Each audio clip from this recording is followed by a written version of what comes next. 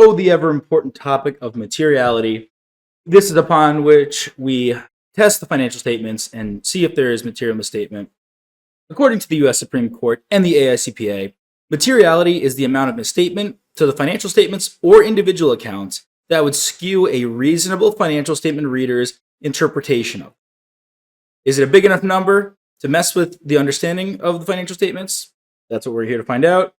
Is $100 of misstated cash on a $10 billion company's financial statements worth it? No, that's not going to make someone invest in the company versus not. However, $1 million of fraud could be material.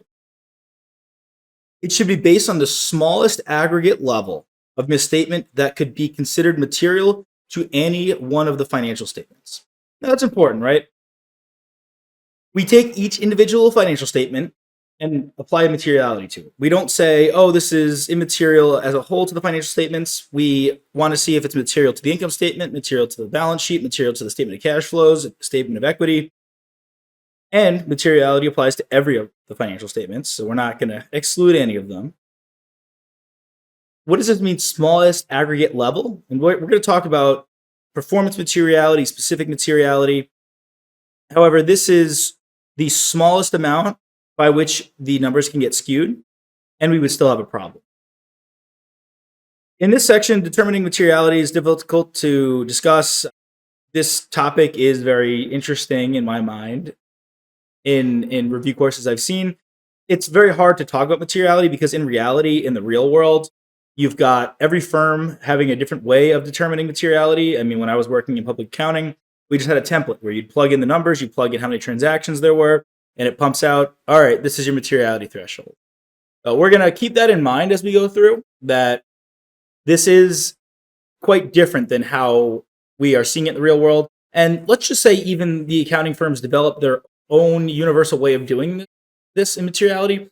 This is still the AICPA we're talking about. They can't just copy EY, PwC, Deloitte, KPMG. They can't copy their proprietary techniques and use it for the purposes of the CPA exam. That wouldn't be quite proper. That would be unethical. And as we know, the AICPA is the pinnacle of ethics, just below me. I'm the most ethical person you'll ever meet. All right, so let's think about this. You're sitting in your room with a bunch of seniors and managers, and you're the associate, or maybe you're the manager. Depends where you want to paint yourself. This is you determining, okay, based on subjective, objective factors, what is material? Like just painting a picture of how this fits in, where you would be.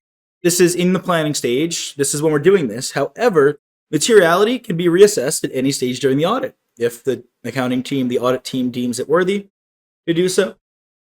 In an audit of financial statements, the auditor's judgment as to matters that are material, so the judgment of things that are material to users, is based on the consideration of the needs of users as a group. You can have audits that are for specific reasons. You can have an audit that is going to result in the financial statements only being showed to a bank. You can have an audit that's going to be of a massive company that's just going to go to all the shareholders. This judgment that we are going to apply to materiality, it should be taking into account the purpose of the financial statements. A lot of us are just thinking, oh, we have these, big accounting firms and we're just doing public company audits. There are so many types of audits. You've got employee benefit plan audits where you're auditing pension plan. You can be auditing a school, a school district, government, not-for-profit. There are so many different types of audits. You could be auditing a small company. You could be auditing a company so that it can just get, like I said, a loan, or maybe just for purposes with the IRS. So many reasons to audit a company. You need to take into account the considerations and the needs of this particular audit. Maybe the bank is particularly concerned about its debt covenants, worried about if it can maintain certain ratios. That's quite important to banks and to lenders. Maybe we're worried about, in the past, there has been skewing of the cash account, so we want to make sure we're taking that into account and giving it extra attention. The auditor does not consider the possible effect of misstatements on specific individual users whose needs may vary widely. So as a group, right, who is this? The group it's generally going to be the investors, right? That's going to be who we're talking about here, investors and lenders. So if there are multiple different types of users, we're not going to worry about that. We're going to worry about it overall. But like I was saying before, we could have an audit that is just to be shown to a bank or just to be shown to a regulator. I'm trying to do my best to paint a nice picture of how this works in the real world. Hey there! Are you ready to not only pass your CPA exams, but truly understand and enjoy the material while studying?